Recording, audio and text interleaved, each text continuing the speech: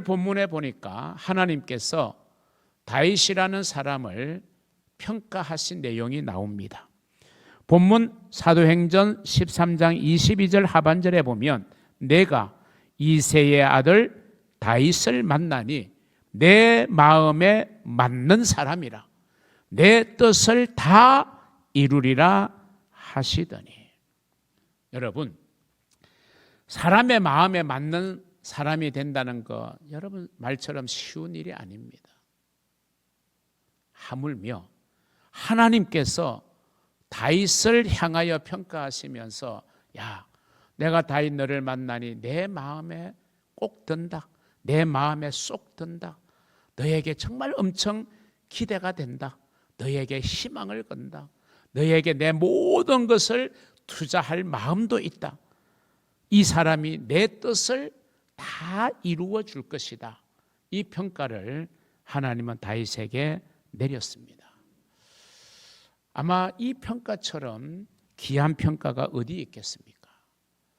저도 여러분도 부족하지만 하나님 앞에 정말 내가 인후동교회 어떤 누구를 만나니 내 마음에 맞는 사람이다. 내 마음이 기쁘다. 내 마음이 흡족하다. 이런 평가를 받는 제가 되고 여러분이 되도록 힘쓸 수 있기를 또한 주의 이름으로 소원합니다. 저는 부족하지만 한 사람의 그리스도인이 되었다고 하는 건 저는 정말 엄청난 행복이라고 저는 믿고 살아왔습니다. 여러분도 마찬가지입니다. 여러분이 이 땅에 보냄을 받아 하나님을 모르고 예수를 모르고 살할 수도 있었을 터인데 부모의 영향이든 그 어떤 연유든지 간에 여러분이 신앙생활을 하게 되고 예수를 우리의 구주로 믿고 하나님을 의지하고 살아가는 믿음의 사람으로 산다는 것, 이거는요 정말 우리에게는 행복한 일인 줄로 믿으시기를 바랍니다. 저는 그리스도인이 된 것만 해도 너무 행복하다고 생각하는데 제가 하나님 앞에 목사로 쓰임 받는 사람이 된 것이 얼마나 저에게는 감사한 일인지, 그건 어떤 면에서는 하나님의 은혜고 저는 정말 제가 목사가 되었다는 것 자체가 하나님의 기적이다 이렇게 생각할 만큼, 그래서 저는 어떻게든 간에 내가 살아가는 내 인생 동안 하나님께 감사하며 하나님께 영광 돌리고 하나님의 기쁨이 되는 그런 인생을 살고자 저는 날마다 제 자신에게 다짐하고 있습니다. 마찬가지로 사랑하는 성도 여러분들도 여러분의 삶의 현장에서 그리고 여러분의 위치에서 어떤 모양으로 어떤 모습으로든지 간에 하나님께 쓰임받는, 하나님께 인정받는 그런 감격을 누리는 복이 있기를 소망하면서 오늘 은혜의 말씀을 여러분과 함께 나누고자 합니다. 첫 번째, 우리가 어떤 감격을 누리며 살아가야 하느냐, 바로 뭐니 해도 은혜의 감격을 누리며 살아가시기를 바랍니다. 은혜의 감격. 저와 여러분은 그리스도인입니다. 우리는 하나님의 자녀입니다. 우리는 천국을 유업으로 받은 천국 백성입니다. 그리고 우리를 그리스도인이라고 하고 우리를 신앙인이라고 말하고 믿음의 사람이라고 말합니다. 그런 모든 우리를 나타내는 그 모든 단어들의 표현은 다르지만 그 단어들이 가지고 있는 의미가 무엇일까를 생각할 때 저는 주저없이 그렇게 말하고 싶습니다. 그리스도인이란, 하나님의 자녀란, 천국의 백성이란, 믿음을 가진 사람이란, 신앙인이라고 하는 것은 하나님의 은혜로 살아가는 사람들이라는 저는 정의를 내리고 싶습니다. 우리는 하나님의 은혜로 살아왔고 지금 살고 있고 앞으로 우리의 미래도 그렇게 하나님의 은혜로 살아가야 되는 그런 사람인 줄로 믿습니다. 바울은 고린도전서 15장 10절에서 이렇게 고백합니다. 그러나 내가 나 된 것은 하나님의 은혜로 된 것이니. 아멘. 그럼 하나님의 은혜, 이것 아니면 우리가 여기 있을 수가 없는 것입니다. 여러분, 오늘은 어버이 주일입니다. 우리의 아버지 하나님께서 저와 여러분을 위해서 우리에게 어버이를 허락해 주셨고, 어버이를 통하여 우리는 이 세상에 태어나 존재하게 되었고, 그리고 그 어버이의 한없는 사랑과 돌봄과 희생과 헌신을 통해서 오늘의 우리가 있게 되기 때문에 하나님의 은혜 못지 아니하게 우리를 향한 어버이의 은혜, 우리는 잊을 수가 없습니다. 우리가 아무리 나이가 들어가도 이 땅에 생존해 계시는 우리의 어버이는 영원한 우리의 인생의 울타리가 되어 주시는 분입니다. 우리가 힘들고 외로울 때 기댈 수 있는 그런 울타리가 되어 주시는 분이 우리의 어버이인 것이죠. 그래서 우리는 어버이의 은혜를 잊을 수가 없는 것입니다. 우리 또한 어버이의 입장에서 우리에게 하나님이 선물로 주신 우리의 자녀들을 생각할 때 우리가 받은 그 은혜, 그 사랑보다 더한 사랑과 더한 은혜를 우리는 자녀들에게 베풀기를 원하고 그렇게 다짐하고 그렇게 지금까지 살아온 줄로 압니다. 여러분, 어버이의 은혜로 지금까지 우리는 살아왔습니다. 그러기에 우리의 인생의 울타리가 되시는 어버이가 우리 곁을 떠날 때 우리의 마음은 무너지고 우리의 마음은 아프게 되는 것이죠. 여러분, 우리는 하나님의 은혜가 아니면 살아갈 수가 없는 사람들입니다. 하늘의 태양 없이 살아갈 수가 없는 존재가 우리이지 않습니까? 매일매일 신선한 공기 없이 살아갈 수 없는 존재가 우리이지 않습니까? 그것처럼 이 태양을 만드시고 그 공기를 우리에게 날마다 제공해 주시는 하나님의 은혜 없이는 우리가 살아갈 수 없음을 여러분 진심으로 마음 다해 고백하시는 저와 여러분이 될 수 있기를 주의 이름으로 축원합니다. 이 은혜의 감격을 누리며 살아갈 수 있는 복된 주인공들 되시기를 주님의 이름으로 축복합니다. 두 번째, 우리가 누리며 살아가야 될 감격이 있습니다. 그것은 바로 회개의 감격. 이걸 누리며 우리는 살아가야 됩니다. 회개, 정말 중요한 요소입니다. 그런데 현대인들에게 이 회개라는 주제는 상당히 부담스럽습니다.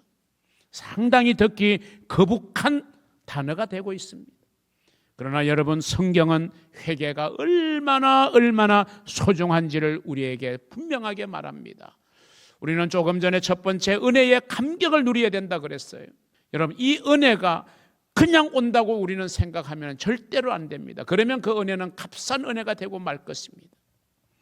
여러분, 이 하나님이 주시는 은혜는 무엇을 통하여 우리가 경험할 수 있느냐? 회개입니다. 회개의 문을 통하지 아니하면 하나님의 은혜를 우리가 경험할 수가 없어요.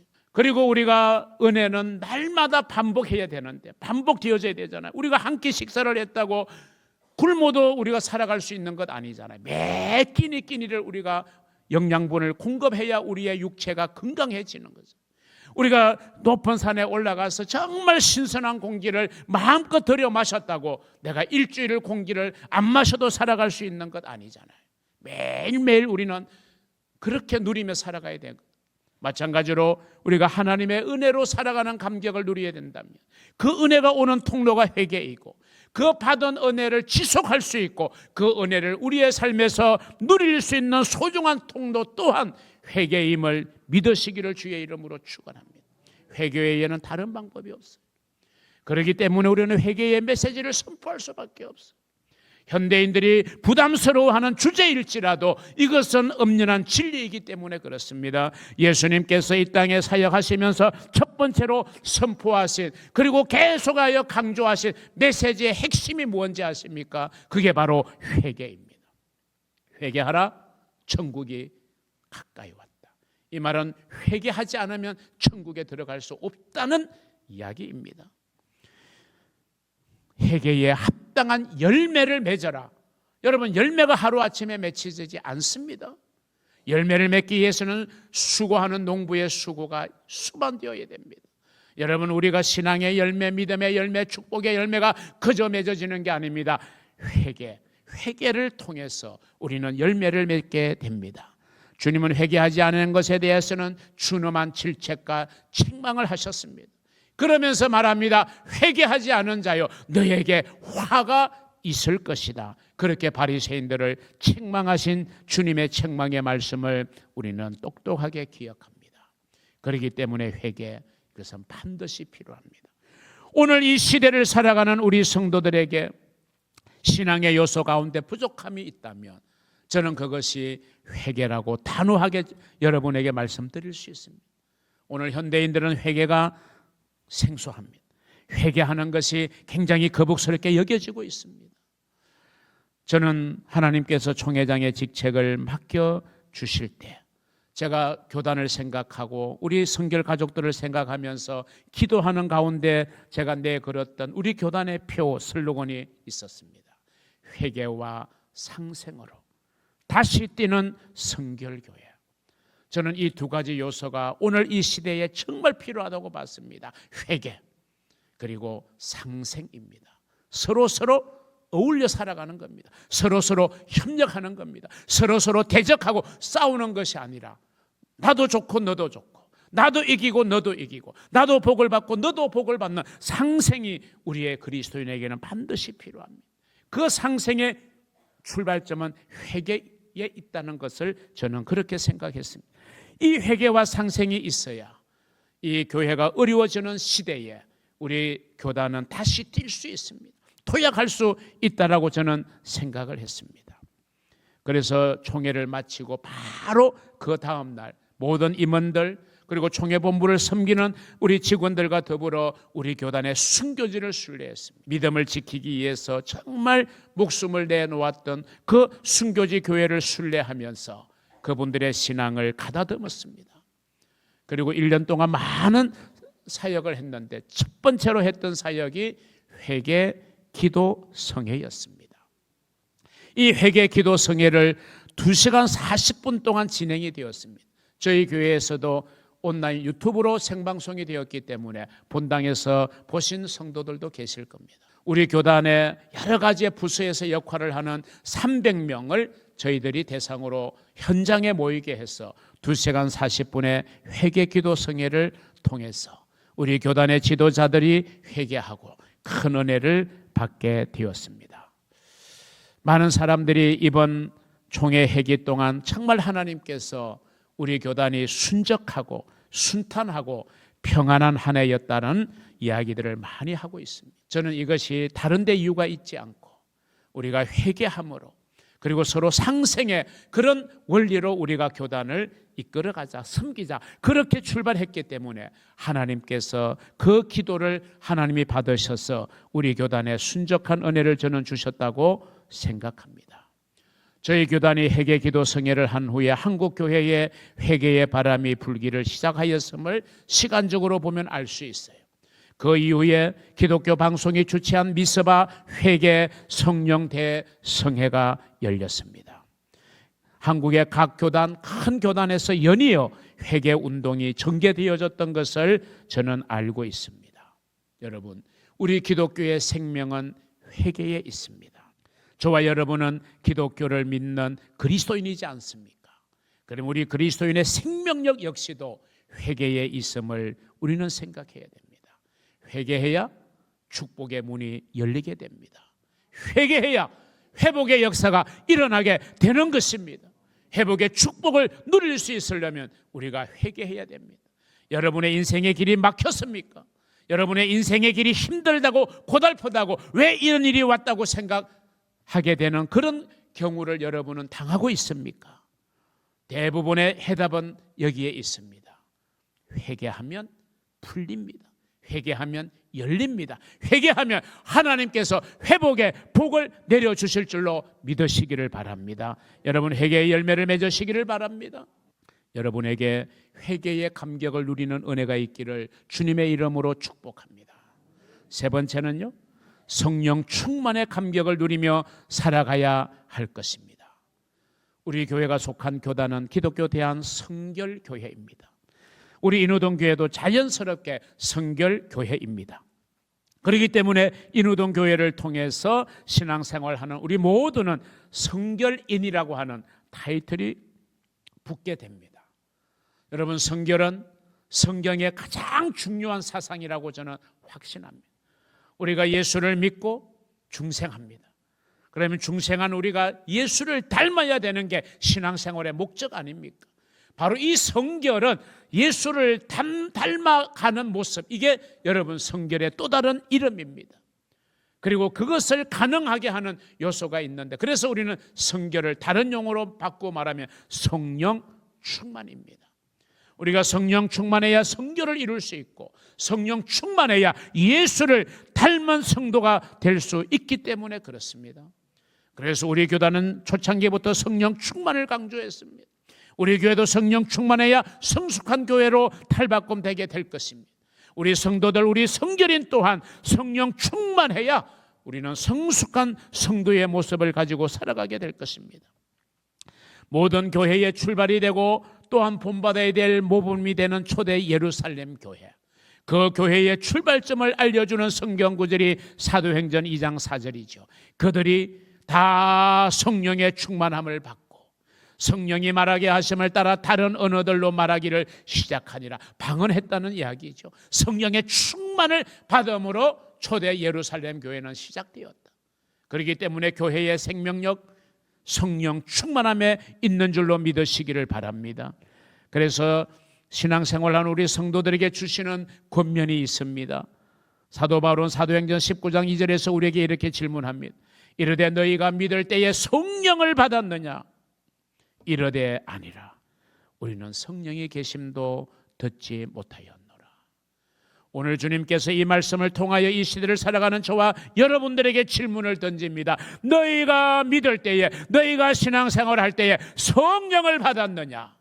여러분은 어떤 대답을 주님 앞에 드릴 수 있습니까? 저는 성령에 대해서 잘 몰라요. 성령 충만을 꼭 받아야 되나요? 이런 대답을 여러분이 하실지 모르겠어요.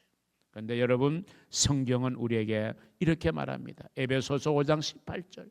술 취하지 말라. 이는 방탕한 것이니 오직 성령으로 충만함을 받으라. 할렐루야. 여러분, 이 술 취하지 말라는 단순히 우리가 마시는 드링크 그 술만을 의미하는 게 아니죠. 우리가 세상의 향락에 취해서 살아가면 안 됩니다. 세상의 가치관에 취해서 우리가 삶의 기준도 없이 그냥 세상의 그 풍조를 따라 그렇게 살아가는 것이 바로 세상에 취해 살아가는 겁니다. 그렇게 살지 말라는 거예요. 그거는 방탕한 것입니다. 우리는 그리스도인이기 때문에 오직 성령으로 충만함을 받으라고 하는 것입니다. 세상의 그 풍속을 따라 살아가는 삶이 아니라, 세상의 풍조를 따라가는 삶이 아니라, 요즘 세상의 젊은이들을 이끌어가는 그런 삶이 아니라, 그런 가치관이 아니라 성령의 충만함으로 살아가라는 것입니다. 왜 우리가 성령을 충만히 받아야 됩니까? 왜 하나님이 우리에게 성령을 보내주신다고 약속하셨습니까? 그것은 바로 우리가 그리스도인으로서 그리스도인답게 살라는 의미입니다. 우리가 성결하게 살라는 것이죠. 너희는 세상의 소금과 빛이라고 했으니 세상의 소금과 빛이 되라는 것입니다. 그걸 가능하게 하는 게 성령 충만이에요. 우리는 선한 영향력을 끼치며 살아가야 되는 것입니다. 그리스도의 핏값으로 세우신 교회를 우리는 잘 섬겨야 됩니다. 우리는 우리에게 주어진 하나님의 은혜를 우리는 보답하며 살아야 됩니다. 이런 모든 우리 그리스도인의 삶을 위해서 내 힘으로 부족하니, 내 힘으로 잘 안 되니 성령의 충만함을 받아 성령의 충만의 감격을 가지고 살아가는 성도의 삶이 세상의 빛과 소금이 되는 삶이고, 우리가 그리스도인다운 삶을 사는 것이고, 성결하게 사는 것이고, 우리가 선한 영향력을 행사하며 하나님이 보실 때 내 마음에 맞는 사람, 내 마음이 흡족하다, 다른 사람들이 나를 볼 때도 야, 저 사람 정말 예수 믿는 사람답다, 저 사람만큼만 살면 우리 사회가 더 좋아질 텐데, 그런 인정을 받아야 되잖아요. 그런 삶을 살라고 우리에게 성령을 주시는 줄로 믿으시기를 바랍니다. 마지막 결론적으로 네 번째로, 우리는 복음 전도의 감격을 누리며 살아가야 됩니다. 성령을 우리에게 보내신 이유 가운데 가장 핵심이 뭡니까? 그게 바로 복음을 전하며 살라는 거예요. 우리 다 같이 사도행전 1장 8절을 함께 읽어봅니다. 오직 성령이 너희에게 임하시면 너희가 권능을 받고 예루살렘과 온 유대와 사마리아와 땅 끝까지 이르러 내 증인이 되리라 하시니라. 아멘. 성령을 주시는 이유는 복음의 증인되라는 겁니다. 복음 전도는 우리 모든 그리스도인들에게 주어진 공통의 사명입니다. 누구에게는 이 사명이 있고 누구에게는 이 사명이 없는 게 아닙니다. 우리는 모두에게 그리스도를 증거하는 사명을 가지고 있는 사람들이에요. 교회의 본질적인 사역은 복음 전도에 있습니다. 그러므로 복음 전도를 가로막는 행위는 죄를 짓는 것과 마찬가지입니다. 주님의 책망을 받게 되는 것입니다. 우리 기독교 대한성결교회 출발은 다른 교단과는 다릅니다. 다른 교단은 선교사들이 와서 교회를 세워주고 병원을 세워주고 학교를 세워줘서 그것을 기초로 세워진 교단이지만, 우리 기독교 대한성결교회는 김상준, 정빈 두 전도자가 일본 동경성서학원에 가서 신학을 졸업하고 복음 전도의 열정을 가지고 오늘의 서울 종로 영곡동에서 북을 치면서 노방 전도로 시작되었습니다. 처음부터 교회를 세운 게 아니에요. 노방 전도하면서 그 사람들에게 가까운 교회로 가십시오, 가까운 교회로 가십시오. 그렇게 시작되어진 우리 기독교 대한성결교회가 올해로 제119주년을 맞이하게 되는 것입니다. 여러분, 복음 전도로 시작된 자랑스러운 우리 교단 두 가지의 위대한 믿음의 전통을 가지고 있습니다. 그 하나가 복음 전도고, 그 하나가 성령의 충만을 강조하는 성령 운동이었습니다. 이것 때문에 처음에는 다른 교단으로부터 우리 성결교회는 이단이라는 소리도 많이 들었습니다. 그러나 여러분, 오늘 모든 한국의 교단들이 복음 전도에 힘을 쏟고 있습니다.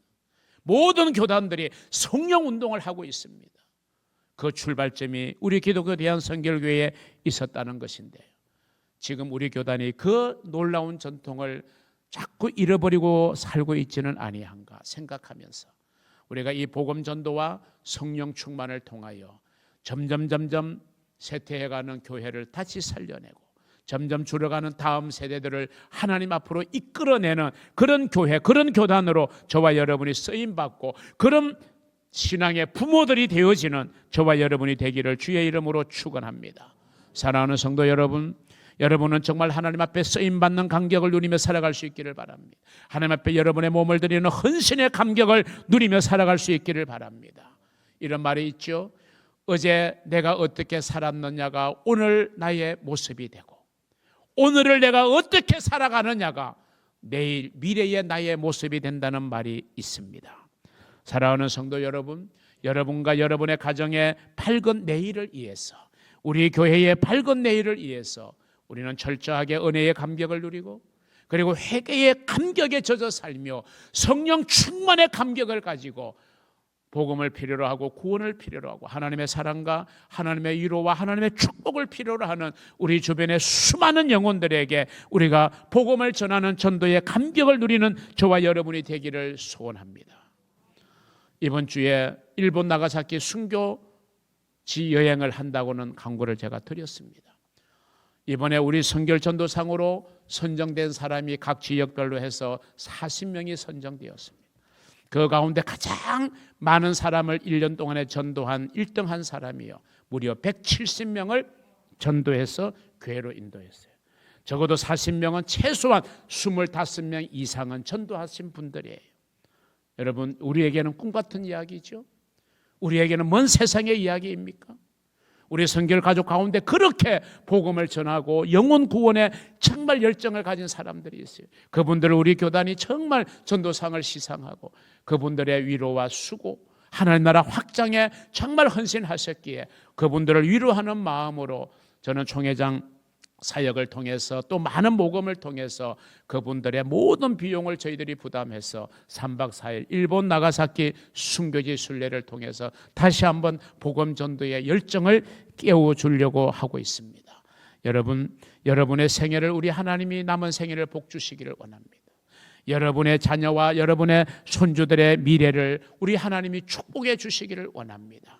은혜의 감격을 누리며 살아가는 그런 복된 주인공이 될 수 있기를 우리 주님의 이름으로 축복합니다. 축복합니다. 축복합니다.